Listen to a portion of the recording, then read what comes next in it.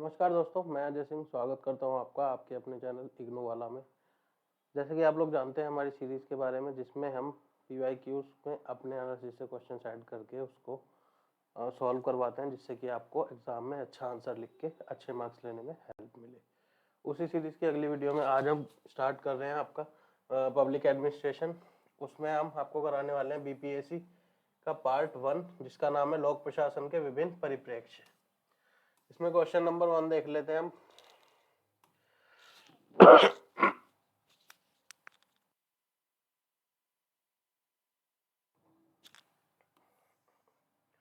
Question number 1 में हमें क्या कह रहा है, हमसे क्या पूछा जा रहा है, लोक प्रशासन की अवधारणा बतानी है हमें, क्या होता है, इसका महत्व और क्षेत्र का परीक्षण करना है, इसका महत्व और क्षेत्र के बारे में बताना है हमें। ये थोड़ा छोटा लिखा हुआ है इसलिए जूम करके पढ़ाएंगे आज। पहले इसके महत्व को देख लेते हैं, इसकी डेफिनेशन देख लेते हैं पहले। लोक प्रशासन ये क्या होता है, ये एक शासन प्रणाली का एक पहलू है, जिसमें क्या होता है, नीतियां जो बनाते हैं, जैसे हमारे नेता लोग नीतियां बनाते हैं संसद में, विधानसभा में, वो लोग नीतियां बनाते हैं। उनकी नीतियों को लोक प्रशासन वाले लोग क्या करते हैं, प्रशासन वाले लोग उनको क्रियान्वित करते हैं, जनता को सेवा पहुंचाते हैं, जनता को सेवाएं प्रदान करते हैं और सरकार के कार्यकारी अंग के रूप में कार्य करते हैं, जो कि विधायिका द्वारा बनाई गई नीतियों को लागू करते हैं। इनका मेन काम क्या होता है, विधायिका द्वारा बनाई गई नीतियों को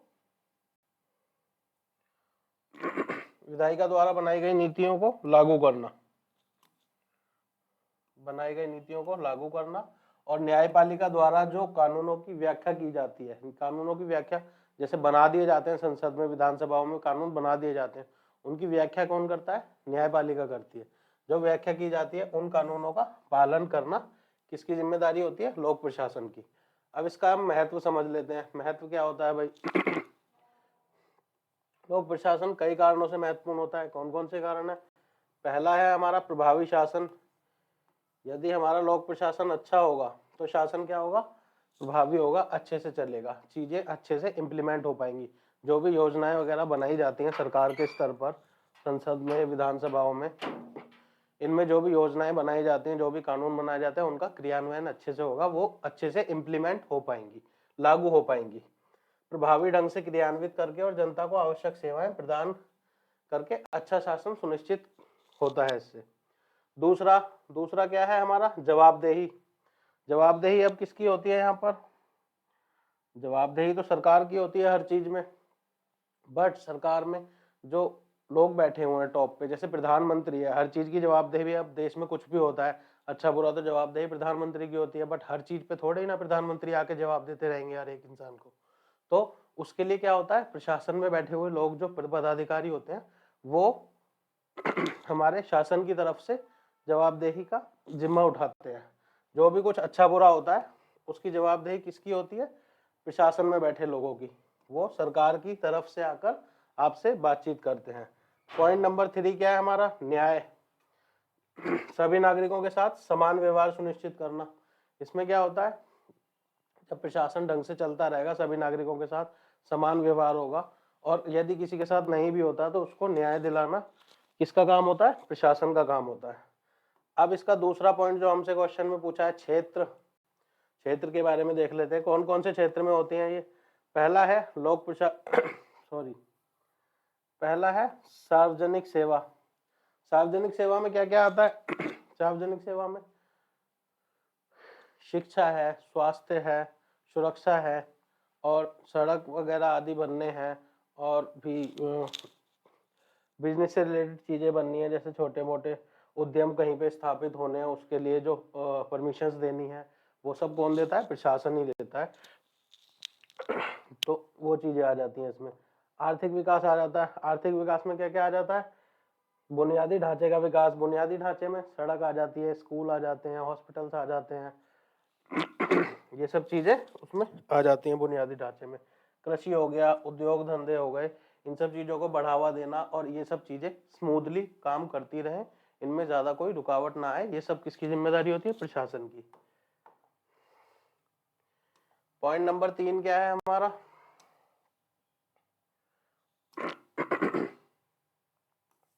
पॉइंट नंबर 3 है हमारा पर्यावरण संरक्षण। पर्यावरण का संरक्षण करना भी किसकी जिम्मेदारी होती है? प्रशासन की।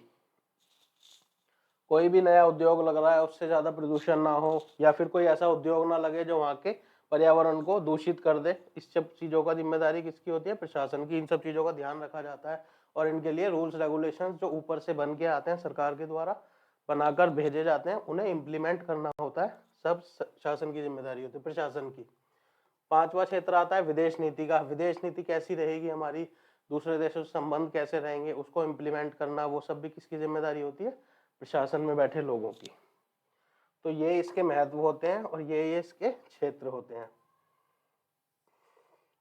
ये थोड़ा छोटा लिखा हुआ है, शायद आप में से कुछ लोगों को ना दिखे या थोड़ा कम दिखे, तो इसकी आप लोग पीडीएफ डाउनलोड कर लेना टेलीग्राम से, उसमें आपको दिख जाएगा। इजीली अपने हिसाब से जूम करके आप उसमें पढ़ सकते हैं।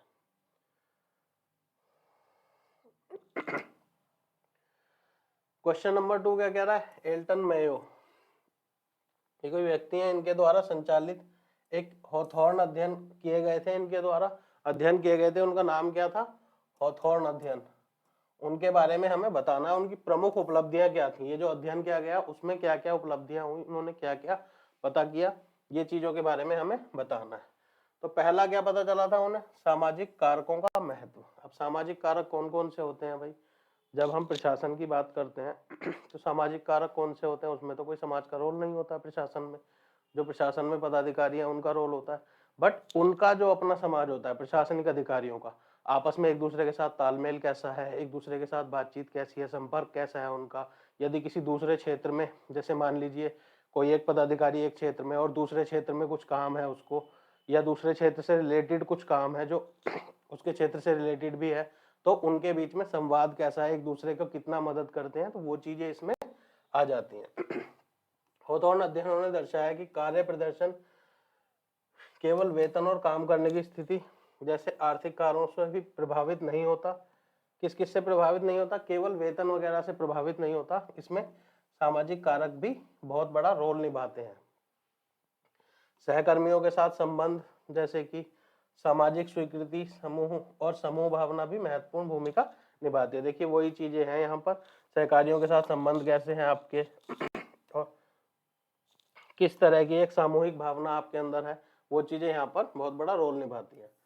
दूसरा पॉइंट क्या है हमारा? हॉथॉर्न प्रभाव। इनमें क्या हुआ?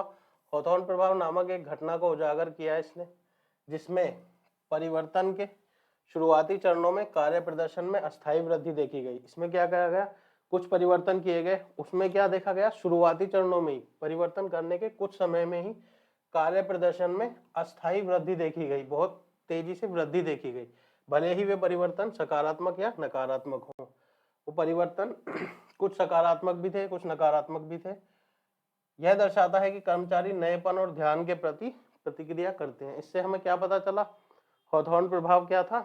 इसमें हमें पता चला कि कर्मचारी जो होते हैं, जरा सा उनके काम में नयापन लाओ तो उसके प्रति वो प्रतिक्रिया करते हैं। कई बार प्रतिक्रिया सकारात्मक भी होती है, कई बार नकारात्मक भी होती है।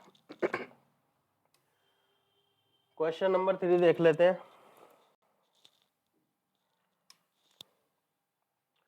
क्वेश्चन नंबर 3 में हमें एक स्टेटमेंट दिया गया है। इसका स्टेटमेंट क्या है? प्रशासनिक प्रबंधन संबंधी विचारधारा आधुनिक प्रबंधन विचारकों द्वारा मूल्यांकन का विषय बन गया है। क्या किया? आधुनिक प्रबंधन के जो विचारक हैं उन्होंने क्या किया? प्रशासनिक प्रबंधन संबंधी जो विचारधारा है, पुरानी विचारधारा है, वो एक मूल्यांकन का विषय बन गया है। इसके बारे में हमें बताना है। ये एक स्टेटमेंट है, इसके बारे में हमें टिप्पणी करनी है और ज्यादा इसको इलेबोरेट करना है। तो आधुनिक प्रबंधन विचारक, ये क्या चीज है? जो आधुनिक प्रबंधन विचारक हैं, जो नए वाले हमारे प्रबंधन के विचारक हैं, जो मैनेजमेंट देख रहे हैं उसके विचारक जो हैं, प्रशासनिक प्रबंधन विचारधारा का गहन मूल्यांकन करते हैं। ये लोग क्या करते हैं? अक्सर इसका गहन मूल्यांकन करते हैं, मतलब डीपली उसको थोड़ा एनालाइज करते हैं। इसके कुछ सकारात्मक पहलू हैं। पहला क्या है? स्पष्टता और क्रमबद्धता। सकारात्मक पहलू पहला क्या है? इसमें स्पष्टता होती है, विचारधारा बहुत स्पष्ट सिद्धांतों और प्रक्रियाओं पर आधारित होती है, और क्रमबद्धता किसमें होती है? संगठनों में स्पष्टता और क्रमबद्धता देखी जाती है। संगठनों में क्या होता है? क्रमबद्धता देखी जाती है एक तरह से स्पष्टता के साथ। दूसरा पॉइंट कौन सा है? दक्षता और प्रभावशीलता। इसमें जैसा कि नाम से ही पता चल रहा है, दक्षता अच्छी होती है और उसका फिर प्रभाव भी, जब दक्षता अच्छी होती है तो प्रभाव भी अच्छे से देखने को मिलता है उसका। और ये इन्हीं दोनों चीजों पर ध्यान केंद्रित करती है, दक्षता और प्रभावशीलता पर, जिससे कि क्या फर्क पड़ता है? संगठन अपने लक्ष्यों को प्राप्त करने के लिए अपने संसाधनों का सर्वोत्तम उपयोग कर पाता है। इससे क्या होता है? दक्षता और प्रभावशीलता बढ़ती है, जिससे कि संगठन अपने संसाधनों का अच्छे से उपयोग कर पाता है, जिससे कि अच्छे से अच्छा वो रिजल्ट निकाल सके उससे। अब दूसरा पॉइंट है इसके नकारात्मक पहलू, उसमें देख लेते हैं क्या कह रहे हैं ये। पहला पॉइंट है इसमें कठोरता और लचीलेपन की कमी। इसमें क्या है? थोड़ी कठोरता की कमी है। पहले वाले में क्या था? थोड़ा कठोर होती थी चीजें, प्रशासनिक प्रबंधन थोड़ा सा कठोर होता था। इसमें क्या है? थोड़ा सा ढीला छोड़ दिया जाता है, इतना कठोर नहीं होता। प्रशासनिक प्रबंधन विचारधारा अक्सर कठोर और लचीली मानी जाती है, जो बदलते परिवेश के अनुकूल होने में बाधा डाल सकती है। इसमें क्या होता है? ये क्या होती है? बदलते परिवेश में, जैसा कि आप लोगों को पता है परिवर्तन हर चीज में होते रहना चाहिए, जब भी वो चीज स्थायी रह पाती है। तो इसमें क्या है? थोड़ा बहुत परिवर्तन के लिए कई बार ये विरोधाभासी प्रतीत होती है, कई बार उस परिवर्तन के खिलाफ काम भी करती है ये चीज।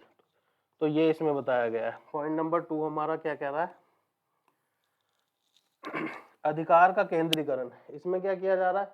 जो भी अधिकार है उच्च लेवल पर केंद्रीकृत कर दिए जाते हैं।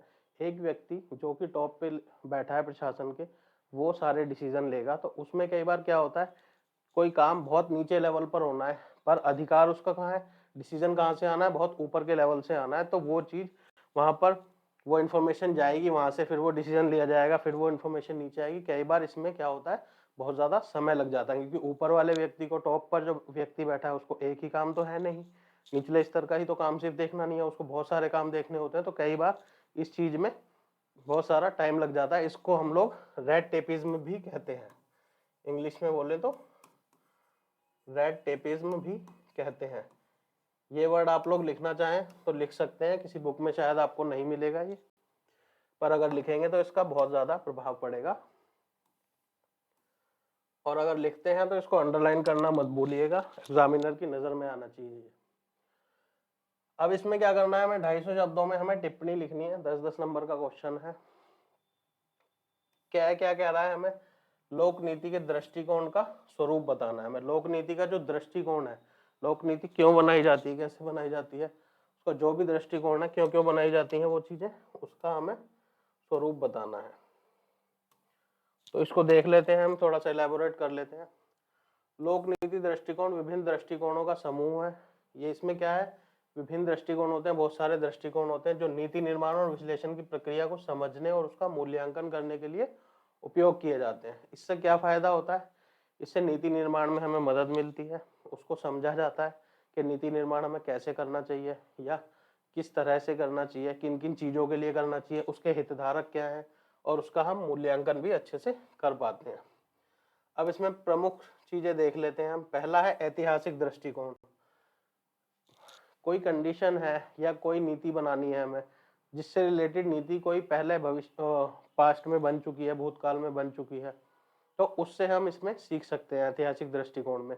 उसमें हम क्या करते हैं? पुरानी चीज जो कभी हुई थी उससे रिलेटेड, उसको हम स्टडी करते हैं, देखते हैं वहां पर क्या फैसला लिया गया था, उस समय की कंडीशंस कैसी थी, किस तरह की नीति बनाई गई थी, और उसका रिजल्ट क्या हुआ था, आउटकम क्या आया था।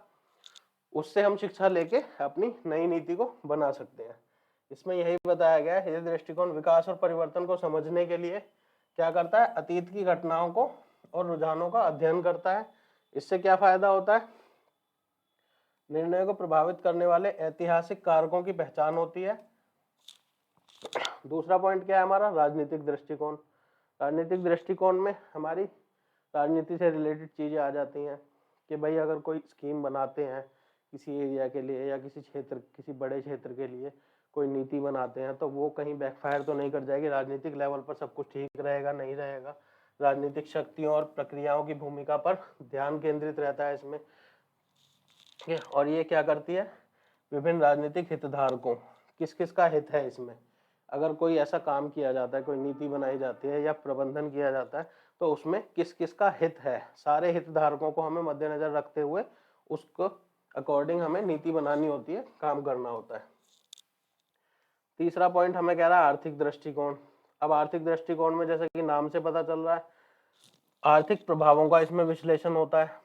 किस चीज का प्रभाव विश्लेषण होता है? आर्थिक प्रभावों का। इसके आर्थिक प्रभाव क्या होंगे? कोई योजना अगर हम बनाएंगे तो उससे कहीं ऐसा तो नहीं है कि हम योजना बना रहे हैं, मान लीजिए सरकार को योजना बनाती है किसी पूरे राज्य के लिए, उस राज्य में मान लीजिए सरकार ने 100 करोड़ खर्च कर दिए और फायदा उस योजना से 10 करोड़ का भी नहीं हुआ, तो इससे ज्यादा जितने का फायदा नहीं हुआ उससे ज्यादा तो नुकसान हो गया सरकार को। तो ये चीजें उसमें क्या देखी जाती हैं।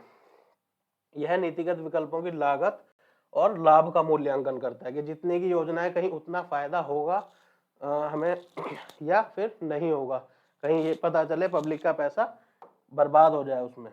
तो ये चीजें बहुत ज्यादा रोल प्ले करती हैं। अब अगला पॉइंट देख लेते हैं जिस पर हमें टिप्पणी लिखनी है। इसमें क्या कह रहा है? नीति विज्ञान के दृष्टिकोण की नई दिशाएं तथा परिप्रेक्ष्य पर हमें टिप्पणी लिखनी है। तो देख लेते हैं एक बार नई दिशाएं और परिप्रेक्ष्य क्या होते हैं। इन सीमाओं को दूर करने के लिए नीति विज्ञान में नई दिशाएं और परिप्रेक्ष्य उभर रहे हैं। इसको काट देंगे, ये एक्स्ट्रा लाइन लिख दिया हमारे टाइपिंग मास्टर ने। इसका पहला पॉइंट देखते हैं, बहुविषयक दृष्टिकोण। इसमें क्या हो रहा है? जैसा कि बताया जा रहा है नाम से बहुविषयक, इसमें बहुत सारे विषयों को हम इंक्लूड करते हैं। यह दृष्टिकोण नीतिगत मुद्दों को विभिन्न विषयों के परिप्रेक्ष्य में क्या करता है? विभिन्न विषयों के परिप्रेक्ष्य में देखता है, जिससे अधिक व्यापक और गहन समझ प्राप्त होती है। जब हम कोई काम कर रहे होते हैं उसमें क्या करता है ये कुछ भी काम करना होता है, जैसे कोई नीति बनानी होती है, तो उसमें क्या करता है ये बहुत सारे विषयों को देखता है कि आर्थिक विषय कैसे हैं, उसके राजनीतिक विषय कैसे हैं, और सामाजिक विषय कैसे हैं, सांस्कृतिक विषय कैसे हैं, हमारे सुरक्षा की दृष्टि से जो भी विषय उसमें इंक्लूड होते हैं वो सारे कैसे हैं। उन सबको कंबाइन करके हर एक पर वो अलग अलग एनालिसिस करता है कि किस पर क्या प्रभाव पड़ेगा, अच्छा बुरा, वो चीजें देखता है। वो सब इसमें बताया गया है। इसमें ज्यादा से ज्यादा विषयों को इंक्लूड किया जाता है। विभिन्न विषयों के विशेषज्ञों का सहयोग नीतिगत विश्लेषण को समृद्ध कर सकता है। ये भी बताया गया इसमें जो भी हमारे विभिन्न विषय होते हैं जिनको हम इसमें नीति बनाने से पहले इंक्लूड करते हैं, तो उसमें उनके विशेषज्ञों से भी राय ली जाती है और जो भी आउटकम आता है एंड में उसके अकॉर्डिंग ये नीति बनाई जाती है। पॉइंट नंबर 2 हमारा क्या कह रहा है? नैतिकता और मूल्यों का समावेश। अब कोई भी नीति बनाई जाती है उसमें नैतिकता का तो रोल होना ही चाहिए और होता भी है, अक्सर देखा जाता है। बिना नैतिकता के तो कोई नीति बनाई नहीं जा सकती। जैसे मान लीजिए कहीं पर हाईवे बनना है और वहां पर लोगों के बीच में घर आ रहे हैं, तो इसका मतलब ये तो नहीं है कि सरकार को अगर हाईवे बनाना है, हाईवे से विकास होगा ऑब्वियसली, बट इसका मतलब ये नहीं होता कि सबके घर बिना सोचे समझे तोड़ दिए जाए, वो लोग कहाँ रहेंगे कहाँ नहीं रहेंगे इसका बिल्कुल ध्यान न दिया जाए। तो यहाँ पर क्या आती है? नैतिकता का रोल बहुत ज्यादा इंपॉर्टेंट हो जाता है, नैतिकता और मूल्यों का। तो इस चीज में क्या होता है? सरकार पहले उनके रहने का देखती है, उनसे बातचीत करती है, जैसे भी बीच में उनके समझौते होते हैं सरकार और लोगों के बीच, तो वो चीजें उस तरह से आगे बढ़ती हैं। यह दृष्टिकोण क्या करता है? नीतिगत निर्णयों और नैतिक मूल्य आधारित पहलुओं पर ध्यान केंद्रित करता है। नीतिगत विकल्पों का मूल्यांकन करते समय न्याय, समानता और अन्य नैतिक मूल्यों को ध्यान में रखता है। किन किन चीजों को ध्यान में रखता है? न्याय, समानता और अन्य नैतिक मूल्य जो भी हो सकते हैं चीजों से रिलेटेड। तीसरा पॉइंट हमें क्या कह रहा है? भागीदारी को बढ़ाना, भागीदारी को बढ़ावा देना। इसमें किस किस की भागीदारी को बढ़ावा दिया जाना होता है? नागरिकों और अन्य हितधारकों की भागीदारी को प्रोत्साहित करना होता है। नागरिक और अन्य हितधारक, जो भी योजना बननी है या जो भी काम होना है, नीति बननी है, उस नीति से कौन कौन लोगों के किन किन लोगों के हित जुड़े हुए हैं, उन सबको इसमें भागीदार बनाने की कोशिश की जाती है, क्योंकि जिसके हित जुड़े हुए हैं वो अच्छे से बता पाएगा कि इसमें क्या करने से ज्यादा लाभ मिल सकता है। वो चीज इसमें यहाँ पर बताई गई है। विभिन्न हितधारकों के दृष्टिकोण को शामिल करने से अधिक न्याय संगत। जब ज्यादा से ज्यादा हितधारकों के हम दृष्टिकोणों को शामिल करते हैं तो ये चीजें क्या हो जाती है? हमारी नीति, हमारी स्कीम्स अधिक न्याय संगत हो जाती है, प्रभावी हो जाती है और प्रभावी नीति बनती है, जिससे कि आगे इसको इम्प्लीमेंट करने में और इससे अधिक से अधिक लाभ लेने में हमें मदद मिलती है। तो आज की क्लास हमारी यहीं तक बस। आई होप आप सबको समझ आया होगा। कुछ ना समझ आया हो तो आप हमारे कमेंट सेक्शन में हमसे पूछ सकते हैं। धन्यवाद। वीडियो को लाइक करें, शेयर करें और चैनल को सब्सक्राइब करें।